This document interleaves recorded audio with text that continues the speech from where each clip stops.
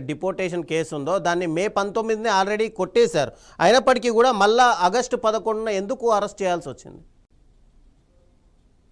నమస్తే రవిచంద్ర గారు, అలాగే ఆనరబుల్ ప్యానెల్ మెంబర్ కి కూడా నమస్తే, and all the viewers also good evening. ఈ పర్టికులర్ కేస్ కనుక చూసినట్టయితే ఈ నర్సాంబ శెట్టి గారు, సో ఆల్రెడీ ఇమిగ్రేషన్ కోర్ట్ తన గ్రీన్ కార్డ్ కి సపోర్టివ్ గా వర్డిక్ట్ ఇచ్చినా కూడా, and at the same time తను కన్సిడరబుల్ లెంత్ ఆఫ్ పీరియడ్ అంటే డ్యూరింగ్ కోవిడ్ టైంలోని she had to stay back, అంటే ఇటు ఇండియాలో ఎందుకు వల్ల ఉండవలసి వచ్చింది అన్నదానికి కూడా తను సపోర్టింగ్ డాక్యుమెంట్స్ అన్ని కూడా సబ్మిట్ చేసినప్పటికీ కూడా తనకి అండ్ మనకి అందుతున్నటువంటి న్యూస్ ఆధారంగా తనకి health issues and diabetic issues కూడా ఉన్నాయి. All of a sudden at that particular spot తనని తీసుకువెళ్ళడం జరిగింది.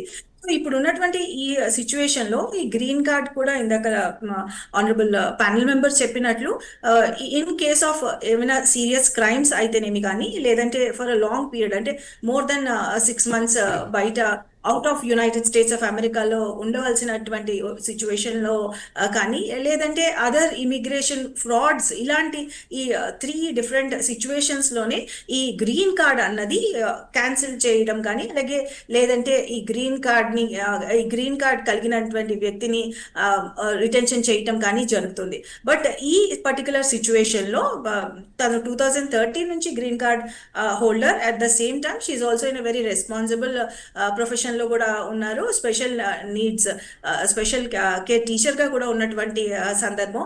సో ఇలాంటి సిచ్యువేషన్ లో ఎలాంటి ఆధారము లేకుండా, అలాగే తన వైపు నుంచి ఎలాంటి ఇష్యూ లేకుండా కూడా రిటెన్షన్ చేయడం అనేది ఇక్కడ ఒకసారి ఆలోచించాల్సినటువంటి విషయం. అలాగే ఎస్పెషలీ ఈ వీసా విషయంలో చూస్తే, H1B వీసా విషయం అయితేనేమి కానీ, లేదంటే ఈ యుఎస్ వీసాల యొక్క సిచ్యువేషన్ కనుక చూసినట్లయితే గ్రాడ్యువల్ గా ఓవర్ ఎ పీరియడ్ ఎప్పటి నుంచి అయితే ఈ ట్రంప్ 2.0 మనం చూస్తున్నాము, ఈ H1B వీసా టైటనింగ్ విషయం అయితేనేమి కానీ, ఇనీషియల్ గా చూసినటువంటి సందర్భంలో ఈ H1B వీసా ఫీజ్ ని హైక్ చేయడం అయితే జరిగింది. దాని తర్వాత సోషల్ మీడియా సర్వైలెన్స్ ఆధారంగా ఈ వీసాస్ గ్రాంటింగ్ అయితే జరిగింది. ఆ తర్వాత ఇన్ఫాక్ట్ మెడికల్ కి సంబంధించిన, హెల్త్ కి సంబంధించిన ఇష్యూస్ ని కూడా చెక్ చేస్తూ వీసాలు గ్రాంట్ చేయడం జరిగింది.